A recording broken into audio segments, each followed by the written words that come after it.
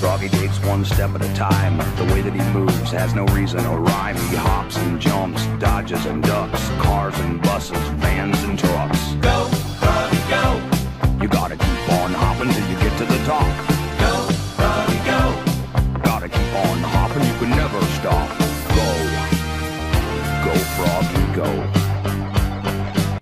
In today's video, Tad learns even more things with the next Leapfrog video, Learn to Read at the Storybook Factory. But because it rolls off the tongue better, I'm instead just gonna call it simply Storybook Factory. I used to have a friend named Bradley. We were both Cub Scouts together, and we sometimes hung out at this house for meetings or something, I don't know.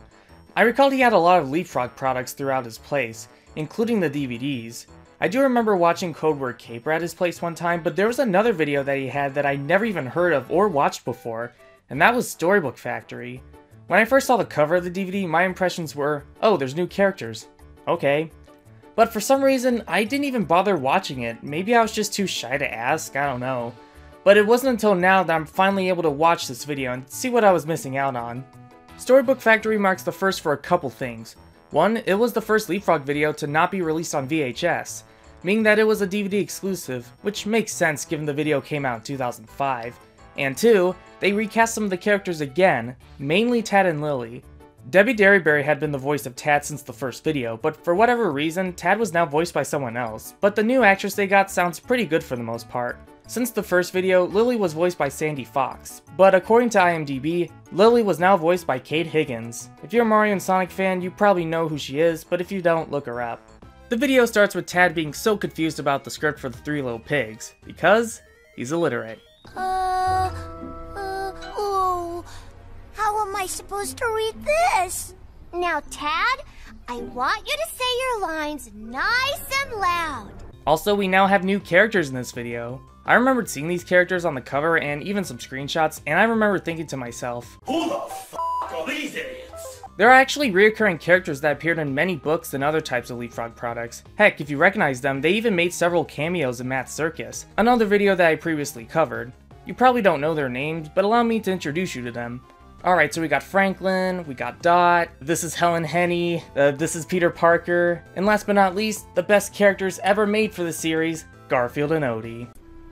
You can do it, Tad. Hello, Mario. Lily, I can't be the wolf. These ears don't fit me right. You give it a try, Dot. This is the male penis and testicles. Wow, you make a great Luigi! Thank you, Taddy Waddy. Speaking of Dot, I find it funny that she shares a similar name to Dottie Dog from the Get Along Gang. Maybe somebody at Leapfrog was a big fan? Mr. Websley shows up to pick up her daughter until he finds out what the kids were doing. No! Not by the hair of our chinny chin chin! Why, they're doing the story of the Three Little Pigs. I remember that story. Why weren't you at elk practice? Mr. Wesley! Dad. Mr. Websley adored the Three Little Pigs, and he wants the kids to do it at the Storybook Factory. They even go into, you guessed it, a musical number. It's magic to me. Reading stories is magical, you'll see. You could drive a fire engine, create a new invention. You could fly around the moon in a magical balloon. It's magic indeed. Oh no. Did you see that? No. Mario was like Fortnite flossing. It's magic, reading stories It's magic, and that's the reason why. And that's the reason why. And that's the reason why we love to read. Wait! Oh, I actually forgot, they also changed Professor Quigley's voice again, but this time he actually sounds more like Tony Pope's original voice from the first two videos. I must say, his new actor did a great performance. You see, kids, when the vowels first come into the factory, they're just like the other letters. But then we turned them into special sticky letters with the Sticky Ikorama. A storybook that talks? Well, what a wonderful invention to invent! So now everyone goes to the Storybook Factory so they can film a more professional version of the Three Little Pigs. We are then introduced to this robot named Trixie, who's also voiced by Kate Higgins. Oh, this is Trixie, a makeup robot I just invented. What seems to be the problem, Trixie? Well, with makeup for a wolf, 3 pigs, and who knows what else, I'm gonna need some help. She's also a massive simp for liking Mr. Websley, despite the fact that, you know, he's married. Oh, that's telling him. I like your style, cutie. Cutie? Let's get going, Parker. Oh, man. Parker, honey, put globs of glue on those pig noses and make it fast, sweetie. Wait, what? They're gonna put glue on the pig noses? It's not really a smart idea. I feel like it's gonna encourage kids to play with glue or something. Couldn't they just use string to hold the noses in place? Why'd they have to use glue? So now the pig actors put on their costumes with the help from one of Quigley's inventions. But the remote malfunctioned when it came to dressing up Mr. Frog. Why did this happen? Someone must have spilled salt on these buttons. He said it! He said it! I also really appreciate the callbacks to Letter Factory and Talking Words Factory. It's nice to have at least some continuity in these videos, though I imagine a lot of kids probably would have been really confused if they never saw the first few videos. Regardless, it's a pretty neat flashback moment for those who already saw the previous videos, and they only show up for like very briefly and don't overstay their welcome. So Taddy Waddy's job is to narrate the Three Little Pigs, while Professor Quigley teaches him about reading. So after some wardrobe malfunctions, Trixie exposes Parker's half-assed job of gluing the pig noses. Trixie, what's going on down there? Sorry, doll. Let's just say Parker was a little hasty with the pasty. What a bitch. But wait, didn't she tell Parker earlier to Make it fast, sweetie. So why are you saying that Parker was a little hasty with the pasty. when you already told him to? Make it fast, sweetie. There, that should be enough glue, Mr. Frog. That'll do, pig. That'll do. So Mr. Frog plays the mama pig, while the Three Little Pigs are played by Dan, Garfield, and, crap, I forgot the girl duck's name. Birdie, was it? Yeah, let's go with Birdie. What's the matter, Mama? It is time we leave home. Parting is such sweet, sweet, sweet, sweet. Come on, you two. We've got to go. Wait! I have something for each of you!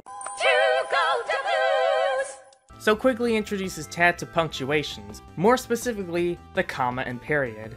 Did you know that when you read, the sentence shows you how to say it right? Get out of town. No, really. Sentences have something called punctuation that tells you how to read it. Punctuation? Yes, it's easy.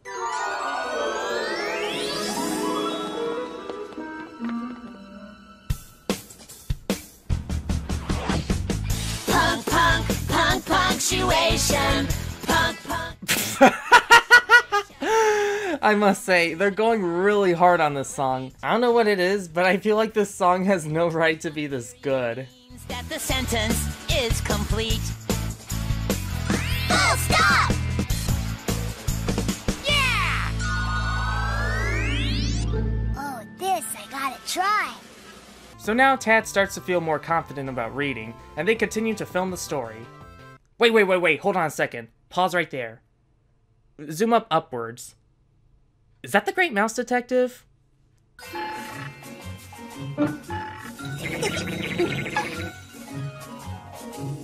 I look scary, Trixie? Very, very scary. FBI, open up! No. So Parker and Tim decide that their work here is done and decide to play football during filming. Unfortunately, Tim accidentally pulled the lever on the giant fan, and now the wind from the giant fan formed into a twister. What is this, the Wizard of Oz? That's not in this story. That's in The Wizard of Oz. Okay, Mr. Websley, now you're just stealing my job. Leap eventually turned off the giant fan, but now the whole set is ruined.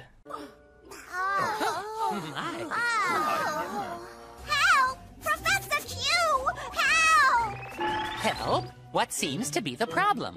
I'm all turned around. Please, allow me. Oh, my hero!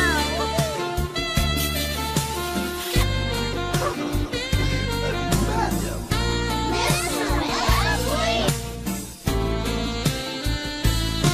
Yes, this is an actual scene from the video, and it pretty much serves no real purpose besides showing us that Trixie is really horny for Mr. Websley. Now, call me overly sensitive because I am, but I just find it really strange that they would even show lip kissing in a video aimed at children 3 to 6. Is it just me? It's probably me. Let's just not talk about this ever again and pretend it doesn't exist, okay? Okay, so everyone decides to give up since almost everything is destroyed, but Tad tells everyone that the script wasn't, meaning that they can still finish filming the story regardless.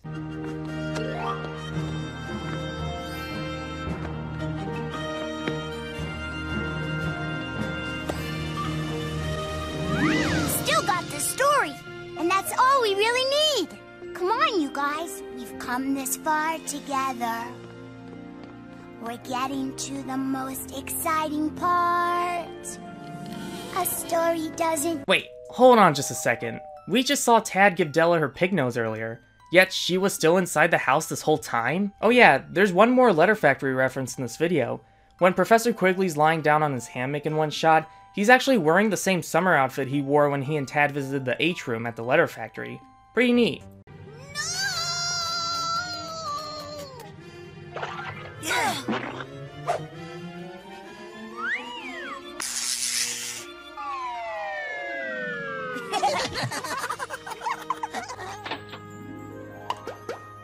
We should have taken our time and built a strong house like you did. We just wanted to play around instead of doing our work. You guys are just like the characters in the story. Yeah, you're right. Sorry. They finally finish filming their story, and Tad is congratulated for finally learning how to read. Then a big final musical number plays. First I learned to read, just word by word. Every word alone. The words all fit together in sentences and such. Then they all become a story, and the story means... I just like how everyone is just sitting down, and they just have like no idle animations whatsoever. Hell, even the adults aren't doing anything at all. Despite its flaws in the animation department, I'd say Storybook Factory might be my favorite of the original videos. Maybe it's because of how bizarre some of its moments are, maybe it's just the addition of supporting characters, or maybe it's just due to the writing being slightly improved from the previous videos. Overall, Storybook Factory is definitely worth a look at if you're either nostalgic towards it or just want to watch some good 2000s children's oddity. And I guess this video is now over.